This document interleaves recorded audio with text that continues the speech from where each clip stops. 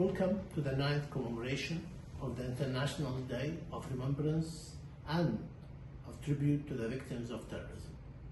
It's my distinct pleasure to invite you to this high-level segment of the event, in which we will hear interventions by the Secretary General of the United Nations, the Acting Under-Secretary General for Counterterrorism, the group of friends of victims of terrorism, the victims of terrorism themselves, and victims advocates from around the world. This year, we gather under the theme of healing through memory, reminding us that the remembrance is not only about honoring those whom we have lost, but also about preserving their stories, upholding their dignity, and supporting healing, resilience, and recovery. The 9th review of the Global Counterterrorism Strategy has also reaffirmed our long-standing commitment to victims of terrorism and their rights and needs. This commitment was reflected during the recent United Nations Counterterrorism Week, including those of high-level side events, including those which included 75 participants to exchange experiences by the member states through the Initiative for Support of Terrorism. Our task is now to continue translating these commitments into meaningful support on the ground. In this spirit, Iraq is working closely with UNOCT and international partners in preparation for the conference calling for enhanced support for victims of terrorism, to be convened in Baghdad later this year. We hope the conference will provide a practical platform to share experiences and strengthen support for victims and their families. So, without any further ado, I will give the floor to His Excellency Mr. Antonio Guterres, Secretary General of the United Nations. Today, we pay tribute to the victims and survivors of terrorism.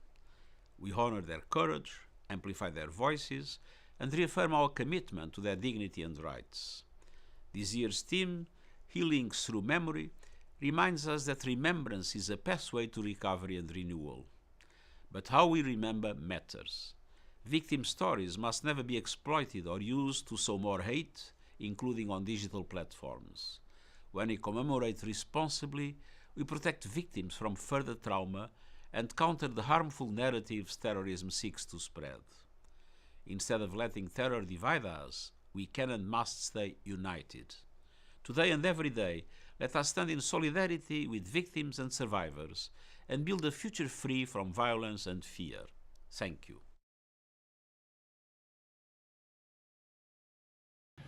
Thank you very much, Mr. Secretary General, for your statement.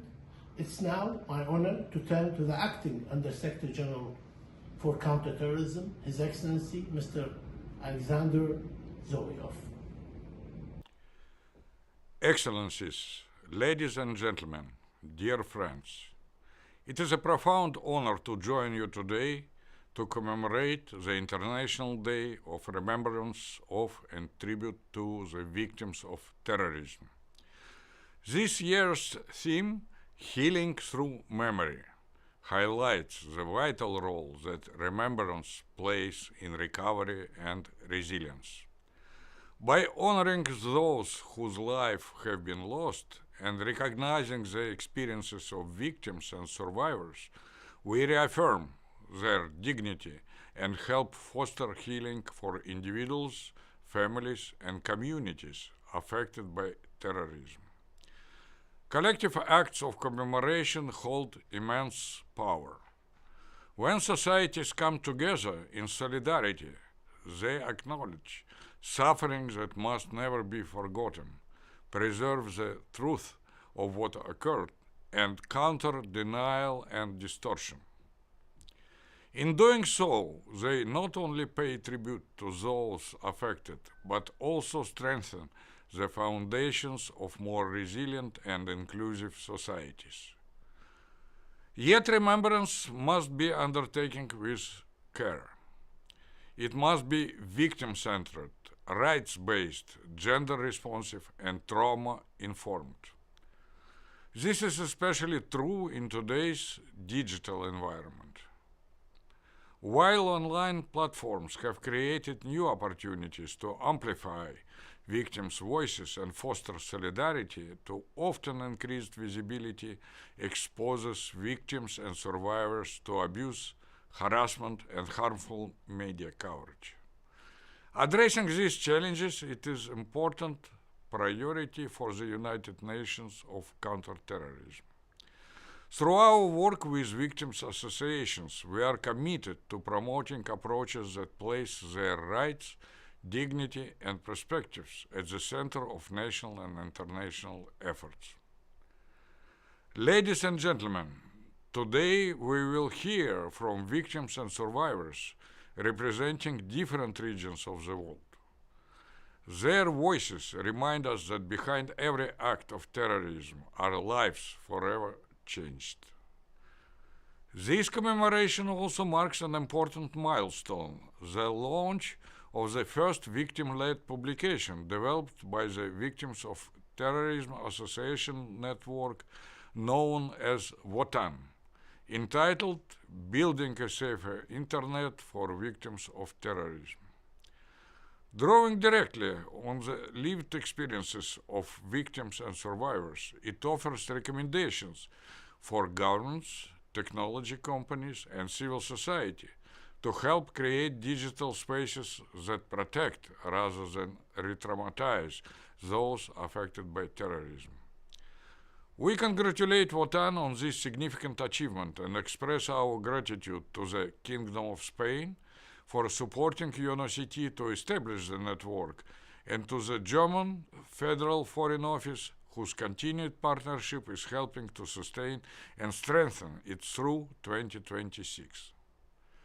Distinguished colleagues, let this International Day serve not only as a solemn tribute to those affected by terrorism, but also a renewed commitment to uphold the rights of victims and survivors, support their recovery, and ensure that their voices continue to shape our collective response to terrorism. To all victims and survivors of terrorism, thank you for your courage, your leadership, and your trust. The United Nations stands with you. Thank you. Let me thank you very much for your intervention and for the important leadership you have shown on this issue. And now it's time to come to hear from the victims and survivors themselves, who will address this important event. On this International Day of Remembrance, it's hard to believe that 9/11 happened a quarter of a century ago. That morning, as a fire chief, I took command inside the World Trade Center and ordered firefighters to go up to save 20,000 people. Suddenly, the 110-story towers began to collapse. That beautiful morning full of sunshine went completely dark. I could not see the hand in front of my face as crumbled concrete and twisted steel crashed all around us. In that moment, I wondered if I was still alive. On 9/11, we witnessed the death of nearly 3,000 people from over 100 countries, including hundreds of my firefighters, one of whom was my brother. Scars from that day and from other acts of terrorism remain with us. But as we share our stories, these memories carry us on a journey of resilience. Gather with others to reflect on the past and envision the future with hope is essential for our healing. If you want to change the world, you do it through storytelling. For us, victims and survivors of terrorism, sharing our pain turns it into purpose, inspiring international hope needed to bring about real change to prevent terrorism. Every year on 9/11, we say, never forget. But on the 25th anniversary, we must ask ourselves, does that promise still hold? Those words must do more than recall the images of planes hitting high-rise buildings and towers collapsing. Beyond the horror, it is important to remember those who showed empathy by risking their lives to rescue those during dangerous times, saving over 17,000 people. We must remember how people from around the world came together to help New York City. In a moment of devastation, global unity was not just an ideal, it was a reality we felt in our hearts and in actions. But what does 9/11 mean today for a generation of young people who were too young to remember or not yet born? To them, 9/11 lives in history books and documentaries. We have a responsibility to teach them the lessons we've learned, that our heroes on 9/11 and in the days that followed, including family members, were not superheroes. They were people who did ordinary things at an extraordinary time through simple acts of courage and kindness. Such ordinary heroes are in each of us. Our memories sow seeds of resilience, unity, compassion, and hope with the enduring message that together we can make a global difference. Good morning, everyone. My name is Zainab, and I'm truly honored to be here today. This day, the International Day of Remembrance and Tribute to the Victims of Terrorism, means so much to me personally. It's not just another date on the calendar, it's a day that reminds me of who I lost, who I am, and who I am still becoming. I remember the day my life changed forever. I lost people I loved, people who were my strength, my support, and the reason to smile. When terrorists took them, it did not just take their lives, it took my sense of safety, my trust, and my peace. For a long time, I felt like the world had moved on while I was still stuck on that moment. But days like today remind me that I am not forgotten. The world sees us, the world remembers with us, and that means everything to me. Remembrance, I don't see it as staying in the past or holding in the pain. I see it as a way to reclaim our dignity. When we remember our loved ones honestly and respectfully, we tell the world that they were more than victims, they were people with names, faces, and dreams. Remembrance brings us together, it builds solidarity among survivors, it helps communities heal and stay united. For me, remembering with purpose has given me strength to keep going, not to look back in sadness, but to move forward with hope.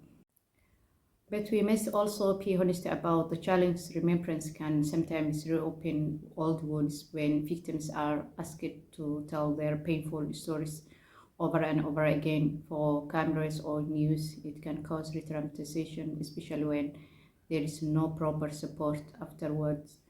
I know this feeling myself. Sometimes speaking about what happened brings back the fear and pain all over again, but also know that staying silent can hurt just as much. So we need to find the right balance, a way to share our truth without being rewounded. We also see victims' stories and images being misused. Sometimes they are used for politics, for money, or for to spread the hate. Our pain becomes content, and we become samples we never asked to be. That's not okay. Our stories belong to us. No one should take them and use them without our permission. And today's digital world, memories is fragile with fake videos and misinformation. The truth can easily be lost or changed. So we must ask ourselves, how do we protect real stories and keep them safe online? So I ask all of us to remember this. Let victims and survivors guide how we honor their memories. Let us create a safe space where stories are shared with care, not taken without permission. Let us use technology to protect the truth, not to destroy it. Healing is possible, but only when we accept the whole truth, the good and the hard part together. To my fellow survivors, your voice is powerful and it matters. To the world, please listen and act with compassion.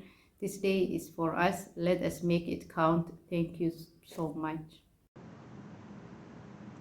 My name is Rachel, and I will always be the mother of Hirsch Goldberg Poland.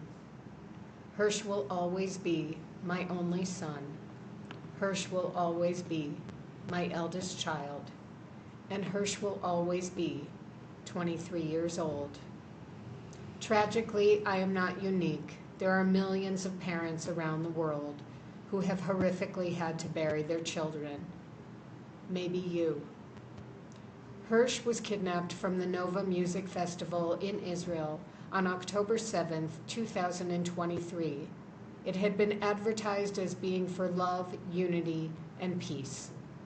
Hirsch was held alive as a hostage for 328 days, with one of his arms having been blown off during his abduction. He was starved, burned, and tortured. And then my son was executed at close range and returned to me after 330 days with 6 bullet holes in his skeletal and filthy body. That body that I had carried in my body for 9 months, many moons ago. That body and soul that I adored and beheld. As we gather for this International Day of Remembrance and tribute to the victims of terror, my thoughts float to 1932, the year when the League of Nations invited the luminary Albert Einstein to engage in correspondence with a thought partner of his choosing to examine any topic of global concern. The result was Why War?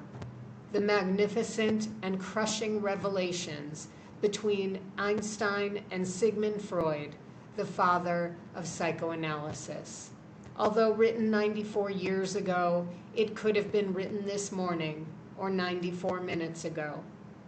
Freud explains that we humans continue to engage in active conflict, even though the vast majority of us suffer terribly from this way of existence that is seemingly as old as time, because we people have 2 basic instincts that are inextricably woven into our DNA.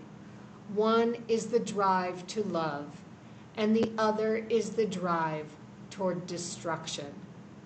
Civilization has to decide whether to rise to the challenge to continually contain our natural tendencies toward war, or to give that slavery of selfish interests, to give into it, even though it doesn't serve the masses, and it only serves the powerful few. But what sheep we are, even though it doesn't serve us. The most dramatic mistake that we make is when we think that one side is doing this to another, that there is a paradigm of Team A versus Team B.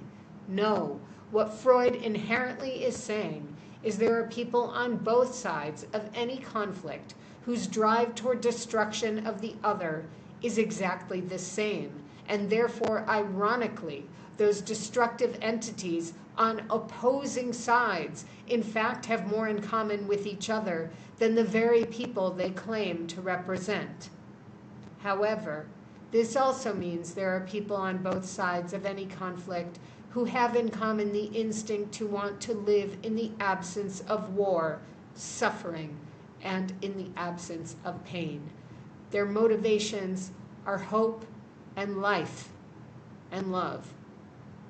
This turns the adversarial paradigm on its head. To conclude, a blessing and a warning.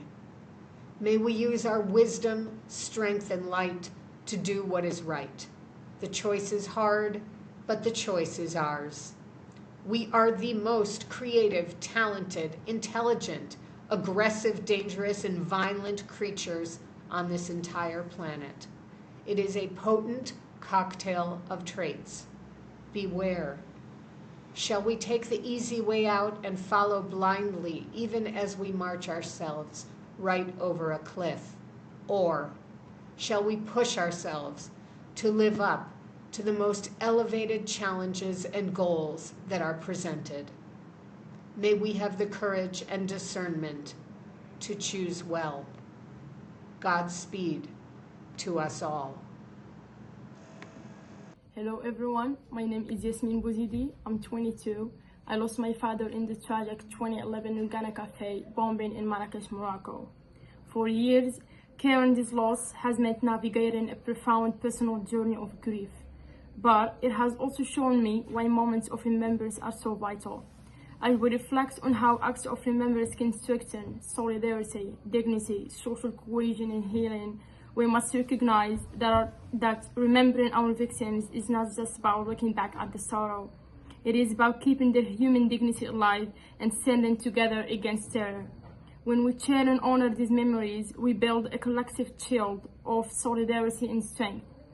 However, this path is not without its challenges. In an increasingly digital world, we face real concerns regarding re-traumatization and the risk of victims' stories or images being misused or stripped of their true meaning. Preserving memory in the digital age means protecting the truth of our loved one's life with respect and care, ensuring that our collective memory remains a path to healing rather than a source of fresh pain. Under the theme Victims' Voices Healing to Memory, I want to emphasize that our stories matter. By honoring our victims with dignity, we choose resilience, and we remind the world that our humanity cannot be taken away. Thank you so much. Thank you for your moving statements and for your generosity in sharing your stories. Now please join me in observing 1 minute silence in honor of victims of terrorism around the world.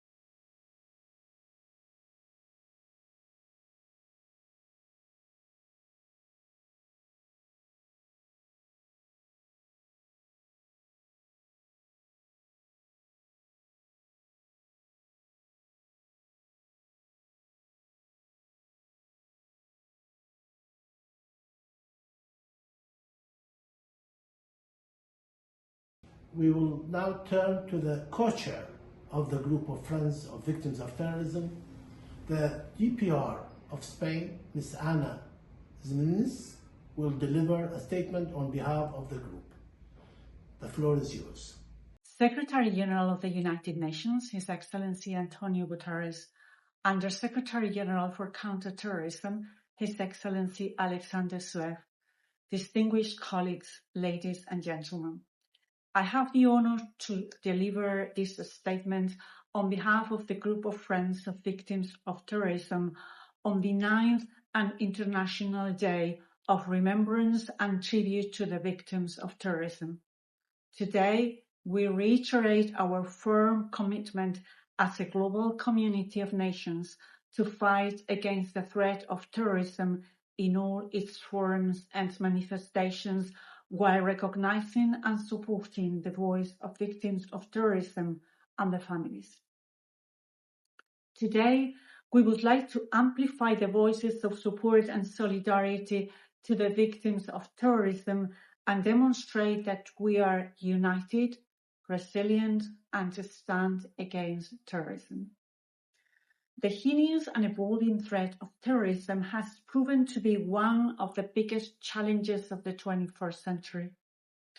The non-stop violence and suffering has inflicted deep wounds around the world and affects all of us, underscoring the need for a cohesive and united front to counter this threat. When talking about defeating terrorism, we rightly emphasize the important role of security and the need to combat terrorist groups and criminal associates on the ground. Nevertheless, as this group of friends has worked on and advocated for, terrorism will only be defeated through action that incorporates the invaluable voice of victims and draws on the lessons learned from their painful experiences. The theme of this year, Healing Through Memory, underlines the importance that memory and remembrance can play in the struggle against terrorism. It also emphasizes its importance in the recovery of the victims. This group of friends of victims of terrorism will continue to support victims, providing them with a platform through which their voices can be consistently heard and their concerns addressed. In this context, we look forward to the second Conference of Victims of Terrorism that will take place in Baghdad, Iraq, in the last quarter of 2026. As a follow-up of the first conference that took place in Vitoria-Gasteiz, Spain in 2024, the conference will provide an inclusive platform bringing together relevant states from the region and key international partners, alongside victims and survivors of terrorism, United Nations entities, regional organizations, civil society, academia, and practitioners to exchange experiences and identify practical approaches to better support victims and their families. This is the 9th year of an initiative that was established by member states coming together to raise awareness on the situation of victims of terrorism through a series of concrete objectives. Although important goals have been achieved over these years, we hope that more member states will be able to join us in these efforts.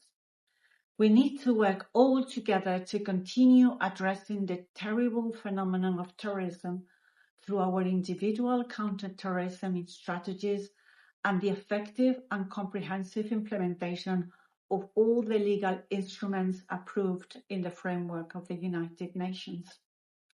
I would like to finish by expressing once again, on behalf of all the members of this group, our firm commitment and support to continue working both with and for the victims of terrorism until they receive the recognition and support that they deserve. I thank you very much for your attention. I would like now to close this high-level segment of the event and to convey my gratitude and appreciation to all the participants in this event, for victims, member states, United Nations leadership, and everyone who have worked very hard to defend and uphold the right of victims of terrorism. Thank you very much. It's my absolute privilege today to moderate the panel discussion as part of our commemoration of the International Day of Remembrance of and tribute to the victims of terrorism. So today marks a truly historic milestone for us. We are gathered to officially launch Building a Safer Internet for Victims of Terrorism, which is the very first victim-led product developed by the Victims of Terrorism Associations Network, or VoTAN. VoTAN has been going from strength to strength, demonstrating the incredible expertise, leadership, and lived experience of its members. We are immensely proud that the network now connects over 120 victims and victims associations across 40 countries worldwide. To explore this new guidance and discuss how we can foster a safer online space for victims of terrorism, I'm joined today by a really distinguished panel of experts and advocates. So firstly, I'd like to welcome Odette Chesnot, who is founder of the Lebanese Association of Victims of Terrorism, an art therapist and clinical psychologist specializing in psychological trauma, and a member of VoTAN. I'd like to also warmly welcome Maysoon Salama, manager and co-founder of the An-Nur Childcare Centre, who lost her son in the 2019 Christchurch mosque attacks and is a member of VoTAN. I'd also like to welcome Noreen Chowdhury Fink, the Executive Director at the Global Internet Forum to Counter Terrorism, and of course, Emily Knowles, who leads the Global Victims of Terrorism Support Program's work on tech for victims of terrorism here at UNOCT. Thank you all so much for being here today. So let's get straight to our first topic. So it is on building a safer digital environment. It's really critical for victims of terrorism. And this new guidance from VoTAN, we hope, should be extremely welcome, especially for tech platforms as they try to navigate this space. So Odette, I'd like to turn to you first. The briefing covers many concrete examples of online harms suffered by victims of terrorism, drawn directly from the experiences of VoTAN members themselves. Could you highlight a few of these examples to help our audience understand why this was such a priority topic for VoTAN and why building a safer internet is so critical for victims worldwide? Thank you for you and for this question. The experience shared by VoTAN members shows that online harm can begin immediately after an attack and continue for many years. One of the most devastating examples concerned parents who learned about the death of their child through a photograph or video posted online or through television coverage before being formally informed by the authorities. Victims may also encounter images of the attack by surprise. For example, a mother viewing a commemorative post about her child might suddenly see footage of the attack in which her child was killed. Each exposure can reactivate the trauma. In another case, a family learned through social media that the terrorist who had killed their child had been released without the authorities informing them beforehand. They were suddenly confronted with videos showing his supporters celebrating his release. The family experienced not only the shock of the news, but also the feeling of being disregarded by the institution and the pain of seeing the release of their child's killer publicly celebrated. VoTAN members have also reported the denial and distortion of victims' experiences. Some users claim that attacks did not happen as reported, accuse victims of lying, particularly around anniversaries. This can undermine the recognition victims need in order to recover. Another problem is the use of photographs and testimonies without meaningful consent. A victim may agree to an interview for one event, only to discover later that it has been posted online, edited, translated, or reused in another context. Victims may also receive insult or messages raising the attacker. Their personal information may be exposed, and even their children may be targeted. Deepfakes create an additional risk by allowing the image of or voice of a victim or of someone who has died to be manipulated without consent. These examples explain why a safer internet is a priority for VoTAN. We are not asking for history to be erased. We are asking for victims to retain control over their image, testimony, and personal information. Thank you, Odette. So just as a quick follow-up to that, and given your own expertise in the space, could you speak a little bit more about the psychological harm that can be done to victim recovery through this exposure to harmful online content? But reported exposure to content related to an attack can reactivate a trauma. An image, video, sound, or comment may act as a trigger. They act as a trigger, causing victims to feel that they are reliving the event rather than simply remembering it. This can lead to anxiety, intrusive memories, nightmares, and hypervigilance. The impact is particularly severe when the exposure is unexpected. A victim might suddenly encounter image of the attack or of someone they lost, sometimes through an algorithm without any warning or preparation. This loss of control can seriously disrupt recovery. Commemoration itself is not necessarily traumatic. It can support healing when it occurs in a safe and respectful environment.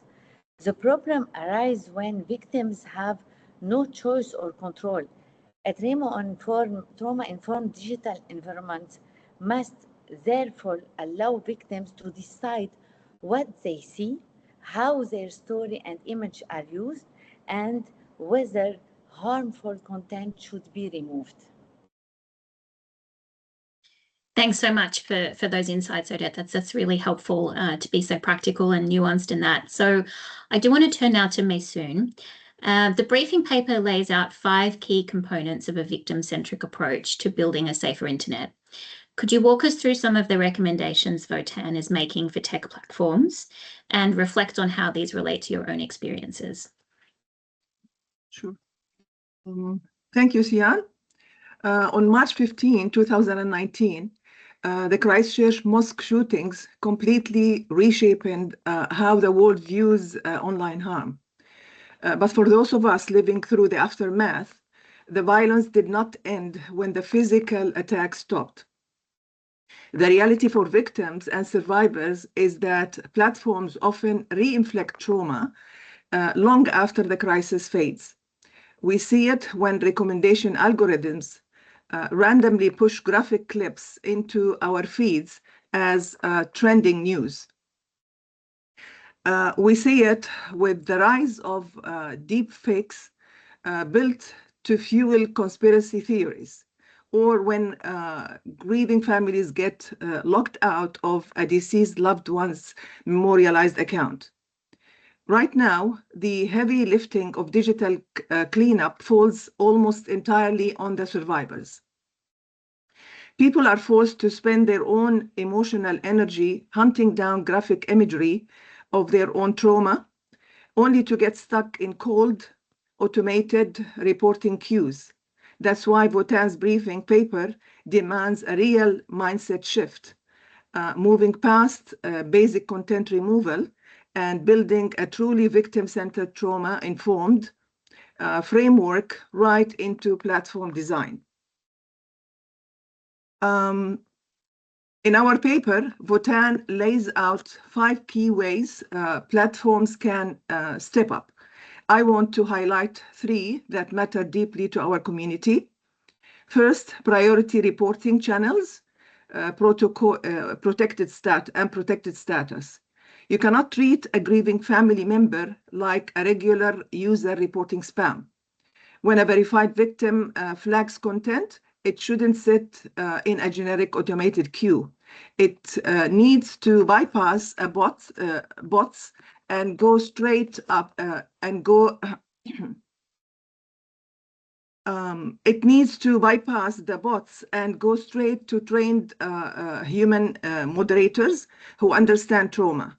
An algorithm simply cannot grasp the subtle cruelty or targeted harassment or borderline content.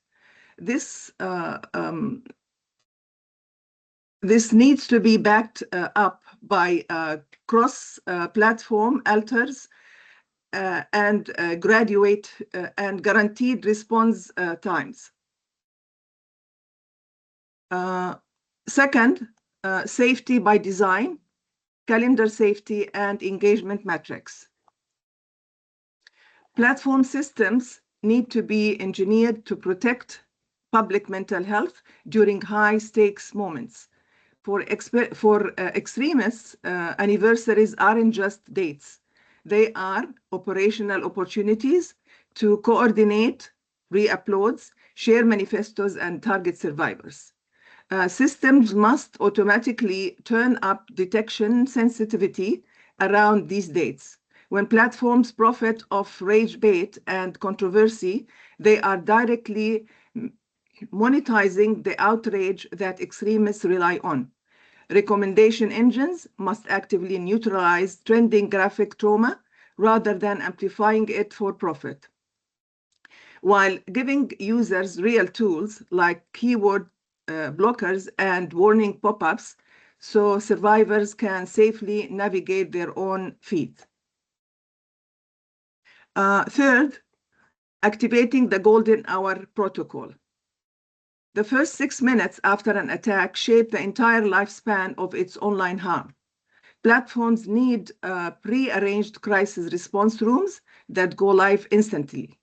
In those critical first moments, platforms must flood the digital space with verified facts and safe sharing templates, drowning the algorithmic misinformation and deep fakes before they take root. Reflecting on recent events and contagion effect, I can say this isn't just theoretical policy work, and it isn't an issue locked in 2019. We saw this exact nightmare repeat itself on May 18, 2026 at the Islamic Center of San Diego. 2 teenagers, radicalized entirely online, attacked a mosque community, leaving behind a 74-page manifesto that explicitly called them the sons of tyrant. When platforms leave digital archives, manifestos, and extremist blueprints floating around online, bad actors treat them as a textbook. They copy the length, the tactics, and the framing for the next tragedy. VoTAN members have lived through this. We bring real expertise, resilience, and practical answers to the table. We aren't asking tech companies to shield us by shutting us out. We are asking them to work alongside us to build a digital world where hate is denied a platform and every victim's dignity and peace are protected. Thank you, Maysoon. That's a really powerful call to action, and something that I was really struck by was this idea that digital cleanup can't be the job of victims of terrorism and victims of terrorism's families. I think that's a really powerful point. But thank you to both you, Maysoon and Odette, for some really specific, which I think is really helpful and really practical advice for tech companies. And I'd like to now turn to really ask the question about what is working and where progress has indeed been made in this regard, and where the sector still needs to I guess, progress some more. So Noreen, welcome. From GiveCT's perspective, how does your organisation assist its members in preventing the misuse of platforms for terrorist or violent extremist content? And where have you seen the most progress in addressing sources of online harm for victims of terrorism? Thanks for the question, San, and to UNOCT for inviting us here to speak and talk a little bit about GiveCT's work to create safer online spaces.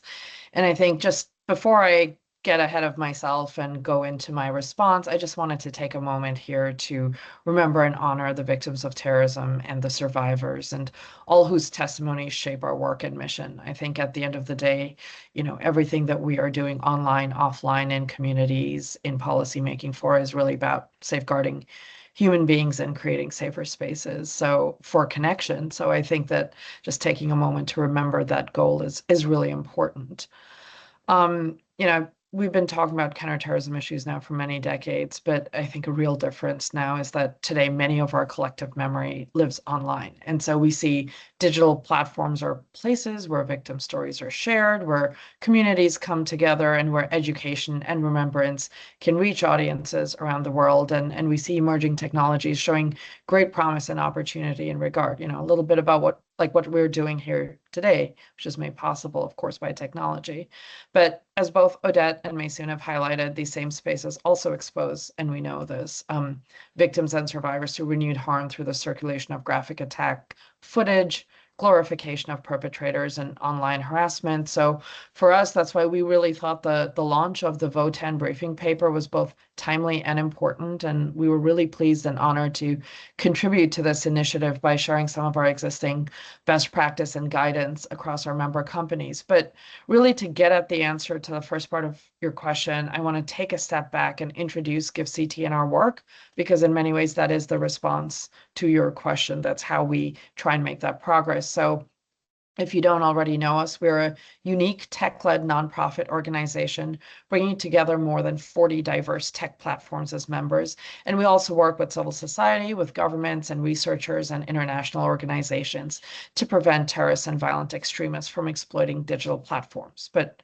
how do we do all this? We do it through 4 key tools.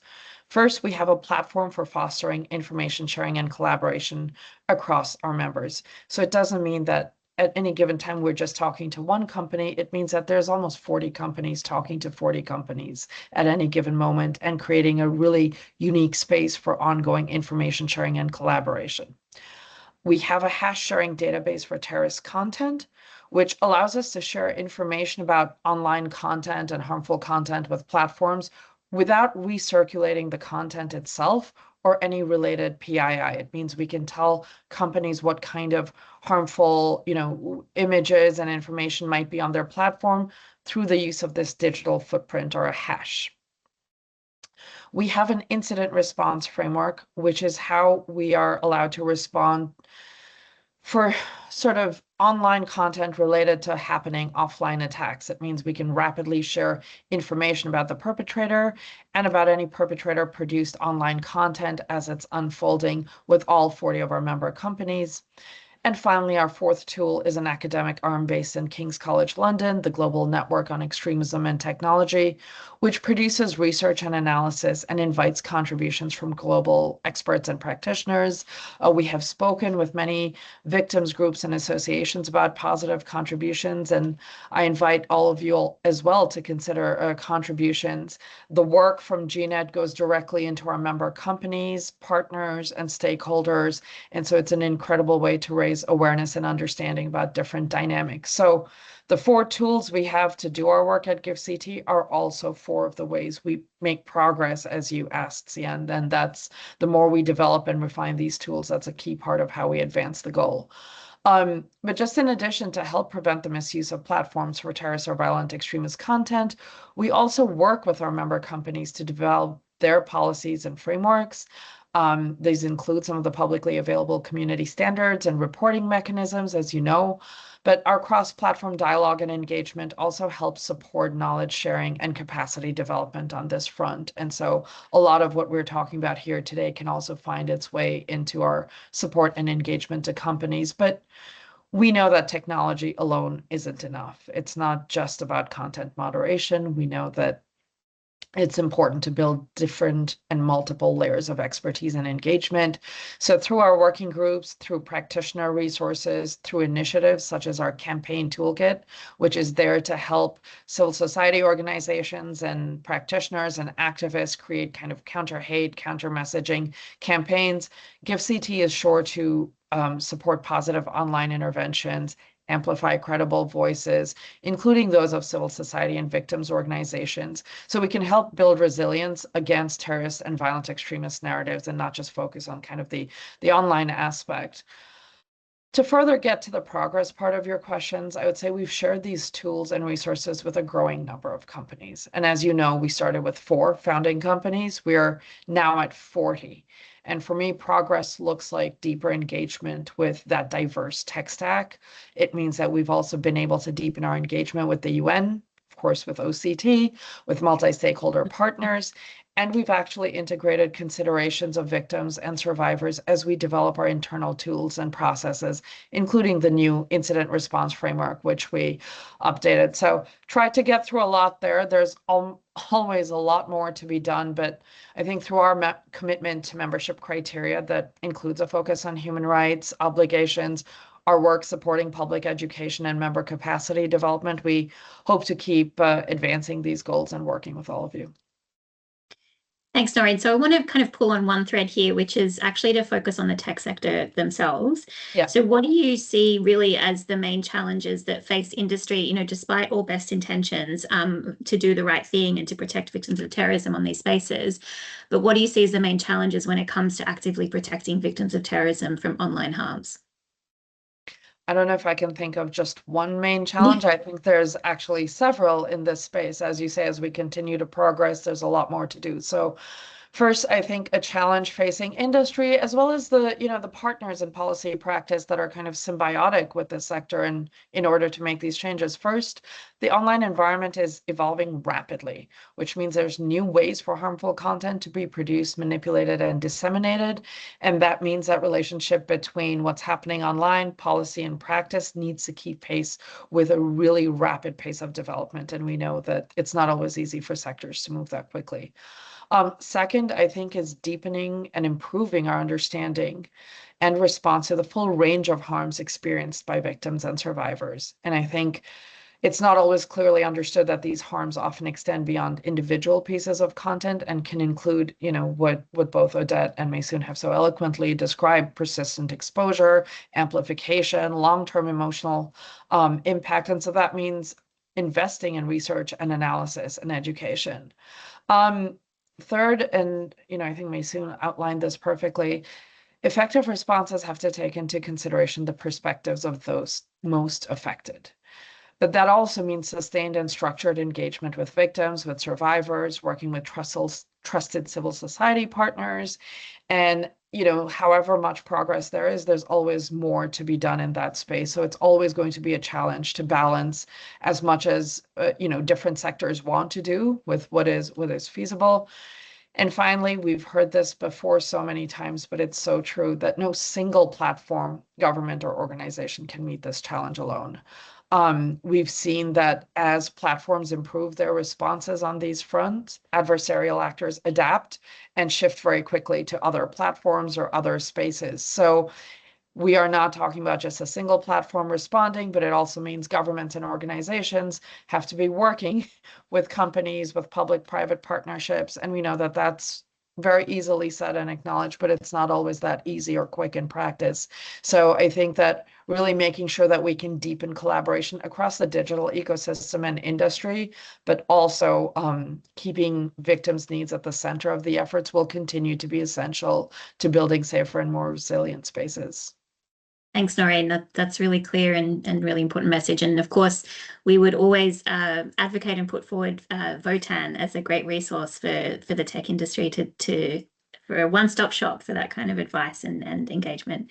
So thank you. And now I would like to turn to Emily. So I want to bring you in here, and drawing on UNOCT's gap analysis on digital tools to support victims of terrorism. What are some of the existing tools that we identified to help create safer online spaces, and where do you see key opportunities for the UN and victims and industry to work together to fill those remaining gaps? Thank you, Sian, and thank you, everyone. Honestly, this is such an important discussion and such a momentous moment to be doing it as well on the occasion of International Day. So I really appreciate the opportunity to be here and to speak a little bit about the work that we've been doing at the United Nations Office of Counterterrorism. Earlier this year, we published the report mentioned by Sian, the gap analysis of digital tools to support victims of terrorism, to sort of try and map emerging technologies and trends against priority needs of victims of terrorism, including psychosocial care, information services, peer support networks, and protection against re-victimization, including in the online sphere. I think what the gap analysis for me made abundantly clear is that while emerging technologies offer great opportunities to develop and to improve victim-centered support, they also expose victims to new digital harms. And those harms, I think, as Noreen has laid out, they're really evolving very fast. They're evolving at the speed of technology itself. So today I want to draw directly from those findings and the recommendations to address two kind of core dimensions. First, as you've asked, about the tools that we've identified that already exist to address sources of online harm, including synthetic content and AI-generated disinformation. And second, where the report identifies key opportunities for us here at the UN, member states, victims associations, and tech companies to bridge remaining gaps through the sort of structured, practical collaboration that I think all of our speakers have laid out here today is so essential to this task. I really appreciate Noreen's comment at the end there about the fact that this is not something that any of us can fix by ourselves. I think this is going to be something that is going to require a lot of effort and engagement across a lot of different sectors. So really excited to be part of that. I think in terms of the report itself, as well as acknowledging the great work done by organizations like GIFCT, Tech Against Terrorism, and Christchurch Call to address the illegal exploitation of online platforms by terrorist groups, including through their crisis response frameworks, our research highlights that in addition to illegal or graphic content, a growing and deeply disturbing trend involves the strategic use of AI-generated mis and disinformation to target victims directly. And this is something that both Odette and Maysoon have talked about in their segments as well. I think a stark example that we picked up for the report itself was following the December 2025 Bondi Beach attack, where distorted AI-altered images of real victims were circulated online to claim that individuals were applying fake blood or framing the tragedy as a hoax. This type of targeted denial and disinformation does not just distort the truth, and we know that information integrity in a crisis is so important, but it can also inflict profound secondary trauma on victims, their families, their communities, undermining both personal and societal healing, as well as broader public trust. Now, the good news in some ways is that platforms do have tools at their disposal to address some of this, as mapped in the report. Many use a mixture of model-specific watermarks or content credentials to identify AI-generated or AI-edited content. Actually, in the Bondi example specifically, Google used its SynthID, which is a hidden watermark that it embeds in content created on or modified by Google models to confirm that those circulating images were indeed AI generated. Similarly, we've got other approaches here. OpenAI attaches a C2PA manifest, which is a sort of form of cryptographically signed metadata or fingerprint to images generated via its models and via its API, which also allows users to verify provenance on sites like content credentials. And platforms can also do some work internally through generation logs, content hashes, model origin classifiers that are trained to recognize structural patterns typical of different AI model families to help understand what has been created and generated. But I think what is urgently needed now is a faster, more accessible way for both platforms and end users to reveal these hidden watermarks or manifests in real time, especially when content touches on sensitive subjects like victims of terrorism.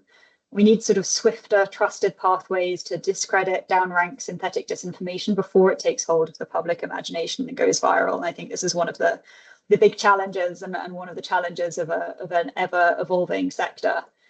There are a couple more initiatives and operational frameworks just from the gap analysis that I want to highlight here that show some promise, including the new EU Online Crisis Response Framework, which focuses on preventing terrorist and violent extremist content from going viral, but also puts a real focus on protecting affected individuals and communities while safeguarding fundamental human rights and freedoms online.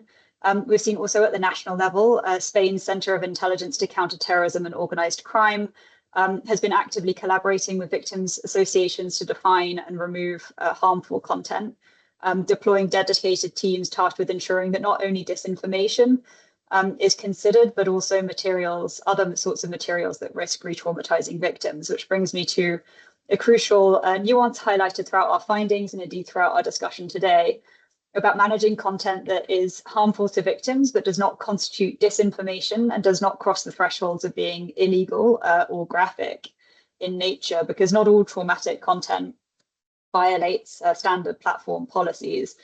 A couple of the tools we discuss in the report for this are around content controls, for example, warning labels, downranking, age gating to exist to help users moderate their own exposure.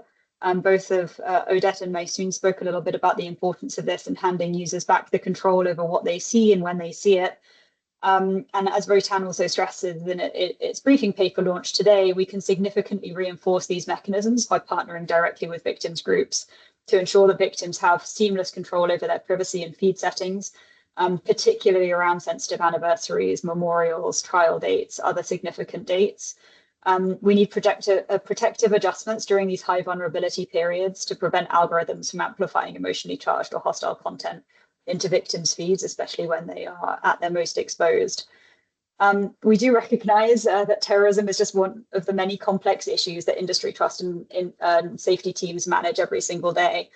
And that's precisely where we think that collaboration and cooperation come into play. So to the second part of your question, we do see networks of victims of terrorism and civil society associations such as VoTAN as a really key to providing technology platforms with a community of practice and a trusted community of experts grounded in their own lived experiences of the online harms that can be suffered by victims of terrorism. They really do offer unique insights into the real world impacts and can help inform platform policies, train trust and safety practitioners, as well as guiding early warning and crisis response protocols. So we would really warmly welcome new partnerships, whether with individual tech firms, industry coalitions, other multi-stakeholder initiatives. And at the same time, one of the things that we've seen, which is also very encouraging in this space, is that individual member states and regional organizations are striving to strengthen their own digital safeguards following terrorist incidents. So the United Nations, I think in partnership with networks like VoTAN, is pretty uniquely positioned to help co-develop new frameworks grounded in victims' rights, assess the stress resistance and victim-centeredness of existing response protocols, or even like run realistic crisis simulation exercises to ensure that victim protections are not overlooked in the chaotic aftermath of an attack, whether in the information space or on the ground. So we're currently developing new guidance on this theme of online harms in our 2026 cross-sectoral working groups on tech for victims of terrorism. And to conclude, really, for those member states and organizations seeking technical support, please reach out, as well as for donors or partners who can fund these vital capacity building initiatives.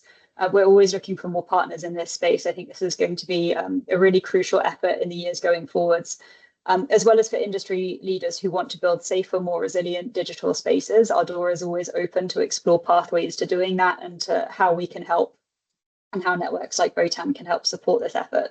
So we're really ready to partner with different organizations to turn the recommendations, both from the gap analysis and the recommendations that VoTAN are launching today, into practical operational realities and to build a safer internet for victims of terrorism worldwide. So I think that's where I'll leave it. Thanks so much, Emily. And again, just to echo your call to action, we're looking for partners. We're keen to work with industry, with UN, with victims organizations. Let's talk. So thank you to all of the speakers today. And I just want to note again that today marks the 9th commemoration of the International Day of Remembrance of and Tribute to the Victims of Terrorism. And to close our discussion, I'd like to ask each of our panelists to take a minute to reflect on why anniversaries and commemorations like today's are particularly critical moments to get safeguards right and to protect victims from online harms. So Maysoon, if you don't mind, I'll start with you.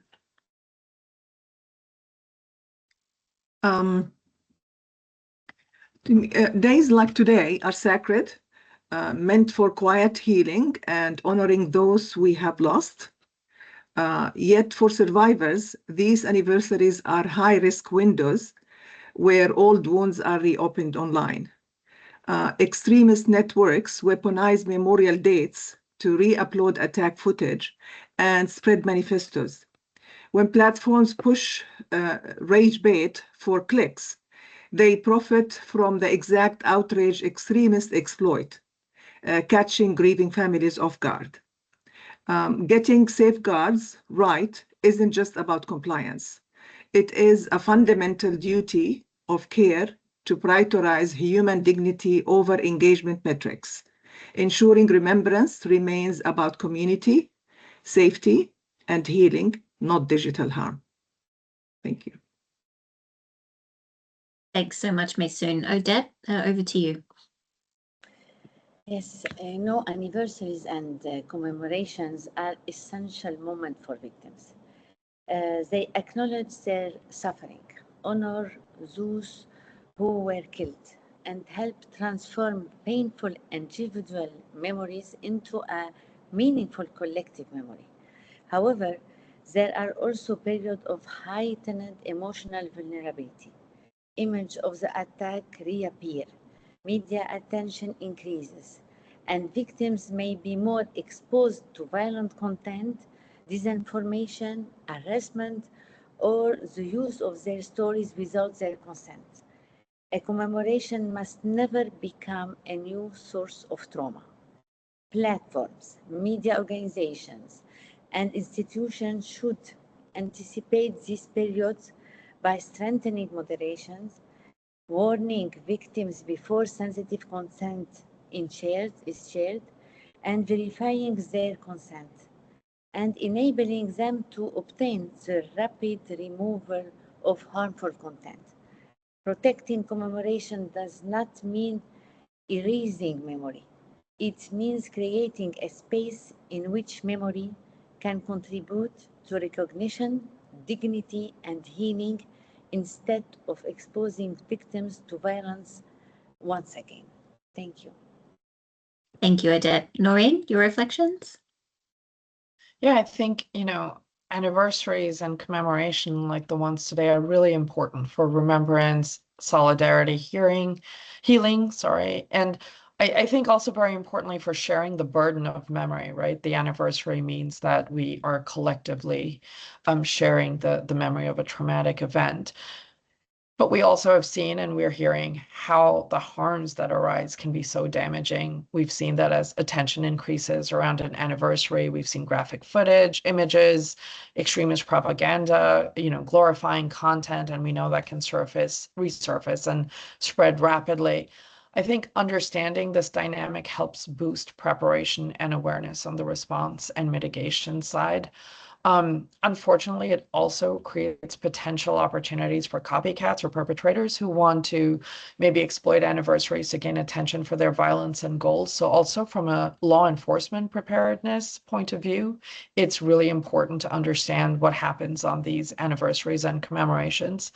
But I think for GIFT-CT, quite practically, this reinforces the importance that collective preparedness and rapid coordination across platforms is necessary, particularly around moments when we know that harmful content is likely to surface or resurface, as the case may be. So to that end, we've been working with experts and partners to create a number of practical resources and guides to help raise awareness among our tech company members about key dates, about anniversaries. As I mentioned, we invest in GNET, the Global Network on Extremism and Technology, which also invites contributions to ensure that our member companies and stakeholders have as many diverse perspectives and analysis to inform their approaches. It really is one of those moments where, the better prepared we are, the more we can try and mitigate some of these really awful harms that we've been hearing about. Yeah, thanks so much. Emily, final thoughts? Yeah, I think from our perspective, sort of apart from the immediate aftermath of a terrorist attack, I think it's hard to think of more high stakes information environments for victims than commemorations, memorials, anniversaries, and other significant dates.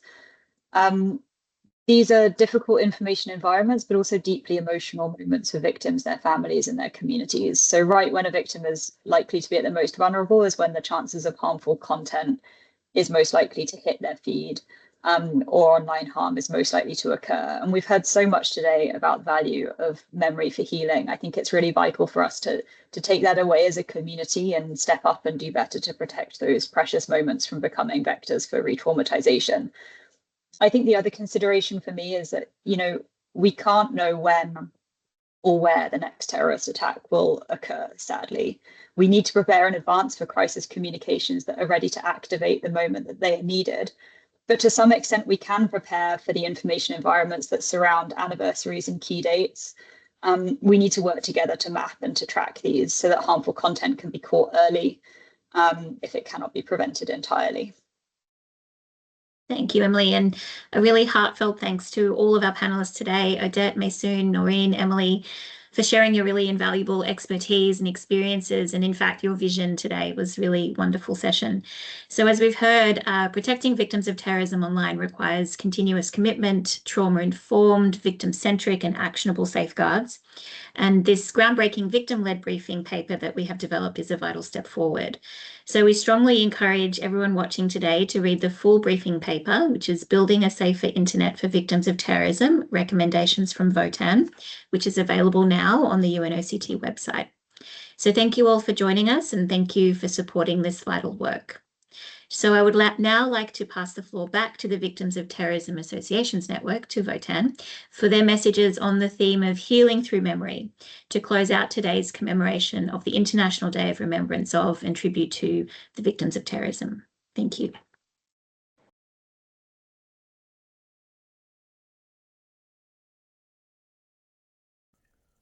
One thing that helped me heal after 9/11 was the strength I found in gathering with others.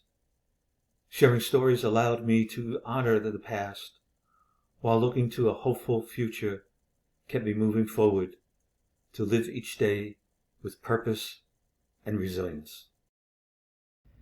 One thing that helped me heal after losing my beloved son in the Christchurch terrorist attack was my faith and writing children's stories for my granddaughter, like Aya and the Butterfly and the Heavenly Papa Giraffe, and channeling all of that love into becoming a proactive advocate for the victims of terrorism.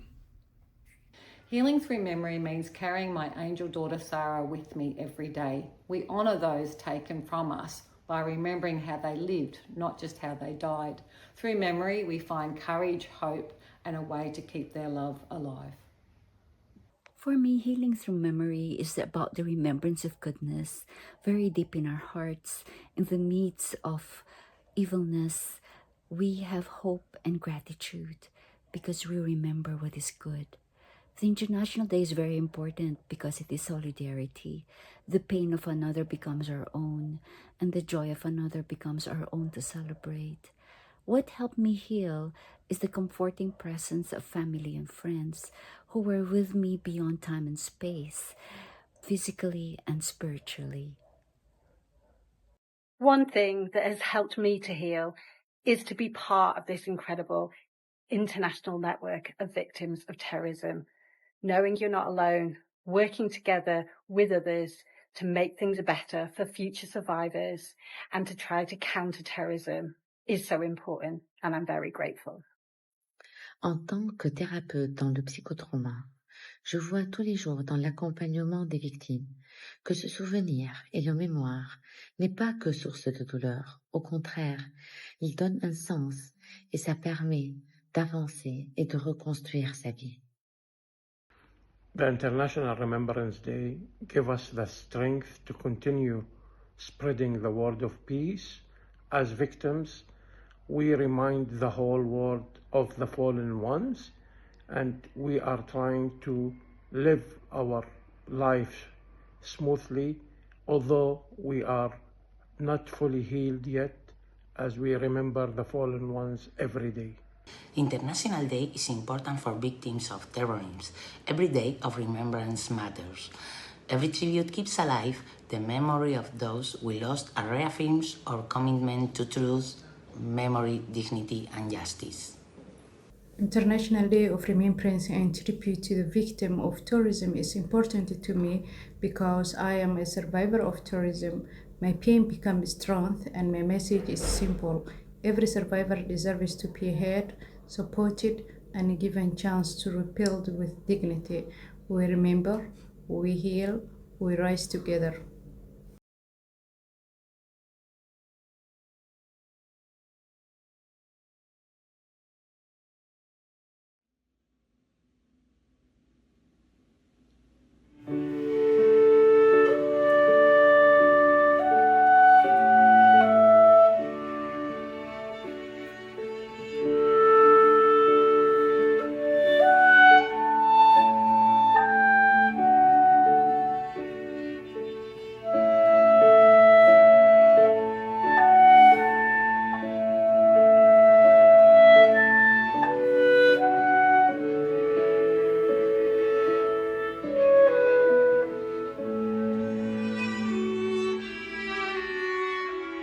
Mm-hmm.